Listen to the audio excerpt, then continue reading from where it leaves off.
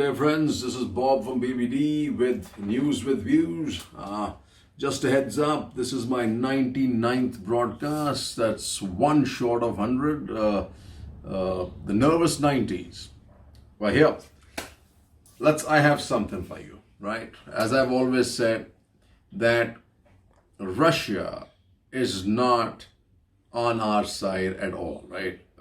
And this just suggests and tells you, as Sergei Lavrov says, US trying to weaken Russia's relationship with India, Lavrov. Somebody should tell Lavrov, right, that he should stop batting in favor of China. Look at the strategic interest and relationship it had with India. But I guess we misread them all along, right? For sure. But look at what he says here. US trying to engage India in anti-China games, Russia. First of all, I don't know who the hell he is to say this, right? What gives him this position in India's relationship to suggest, even talk about in language such as this, right? But I'm glad.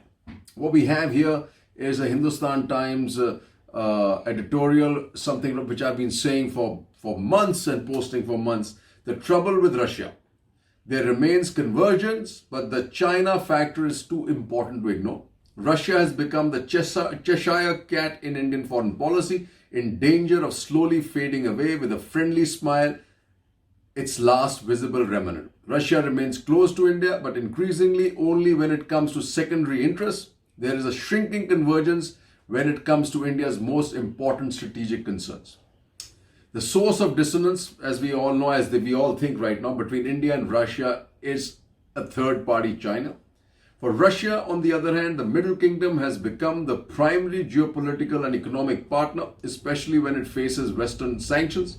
Squaring a spiky China circle with Russian desires to remain friends with India is proving increasingly difficult. But look at this sanctimonious bull that you get to hear. Russian Foreign Minister Sergei Lavrov recently claimed that the Indo-Pacific and the Quad are Western attempts to seduce a naive India. Jaishankar, are you hearing that? Prime Minister Modi, are you hearing that? Into joining an anti-China alliance. What nerve this man has. He's a bully, just like Xi and the other fellow, the Daper Wang Yi. India and Russia continue to cooperate closely in almost any diplomatic arena that does not involve Chinese interests. But let me just say, there are a very few left of those now. New Delhi has defied US sanctions to preserve its defense relationship with Moscow, but as relations with China worsens, there will be an inevitable erosion of confidence in Russia. I think it's about time to pull the plug on Russia. That's my own view, right? Has been for a long time, actually. One existed, there are the sort of new foundations that would help mitigate the... Anyway, what I'm saying about Russia, folks, well, this guy says that China is now the new elephant in the room, and that's why Russia is having a problem with our relations. But I think ever since Putin came on board, Putin's interest was self-glorification, Russia's glorification, and India was collateral damage in many of the cases. And I go back to as far as 65. All Shastri are giving Haji Pir a pass back. Also recollect, when all these people were collecting, as he says, it's most difficult times in India, China ties Jaishankar. For some reason, Beijing has given 5 differing reasons for violation of agreements on peace and tranquility along LAC. This includes, folks, just remember, the build-up of the troops. And this was, we were given assurances by none other than Sergei Lavrov that collection of troops was not pointed towards India. Hey, look what happened. So you all know what happened. Here's another thing that's going to help India in the long run. Defense bill gives Biden's team a new framework for countering China. This is by Karun Demijan. The annual defense bill, which lawmakers are expected to vote on starting Tuesday, establishes a program to strengthen the United States posture and alliance in the Indo-Pacific region and funding for additional attack submarines, a senior Pentagon official have said are vital for countering Chinese maritime forces. And everybody's figured out in the US that China is amazing. He says it's trying overt and covert lobbying efforts by Beijing to make their sure that only laws that are favorable to China are passed in the United States. The flagship China-focused program in the defense bill is the New Pacific Deterrence Initiative, which aims to establish a region-wide approach to countering China and its immediate area of influence. Well, this is where India, actually the money is going to be spent by the United States, and I think India must put its hat in the ring, right? Uniformed commanders and experts alike have noted that countering China will be one of the earliest and most important challenges for Biden's administration, as China's rise has challenged the United States military, economically, and technologically. So what is the US trying to do? Besides anything else, Beijing, but also efforts to safeguard intellectual property, limit China's access to World Bank assistance, and even take a stand against human rights abuse in Hong Kong by denying law enforcement authorities their certain defense-related exports. The expectation is that the deterrence initiative will see an expansion of funding in the coming years, and India should definitely be part of that focus. Folks, more after the break. Driving force of the nation, now driving Max Plus Logistics. Unparalleled discipline, exceptional work ethic and diligence combined with mental and physical agility to meet any challenges. Moving forward on the right path in the face of physical stress and adversity. Max Plus Logistics. Wait till the end for some more information. May the Max Force be with you. Folks, I had ended the last piece with talking about India and the United Arab Emirates and Israel.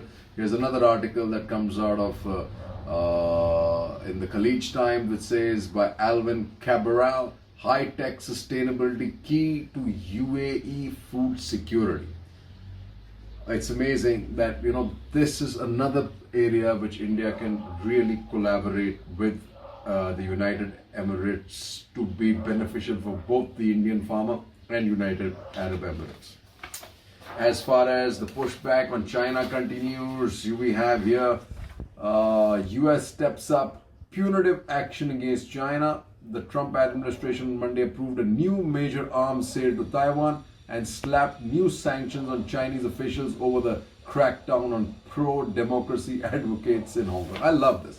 I know Trump is on his way out, right? And he's probably tying Biden's hand. But in this particular case, I'm pleased as punch. And why am I pleased as punch? Because look at what happens here, right? This is something in Financial Times, written by Christian Shepherd. Top wolf warrior unleashed to maul Beijing's Western critics. Populist provocator Zhao at forefront of aggressive social media campaign. And this is the insane part, right? It says Mr. Yang said China's foreign ministry had an advantage because it had ready access to international social media platforms, while accounts of foreign leaders and diplomats were regularly censored in China. So this is all I've always said, an uneven playing field. I'm not sure why the Indian Chetarati that used to support China, which is now silent, but you can see it tries to come out open, actually can't see through that, right? Democracy is actually the worst enemy for itself when it comes to countries like China, which are able to censor everything that's going in, but we can't do anything about it, right? What's playing in the world, like I said, this is another one that's sadly playing in the Khaleej Times.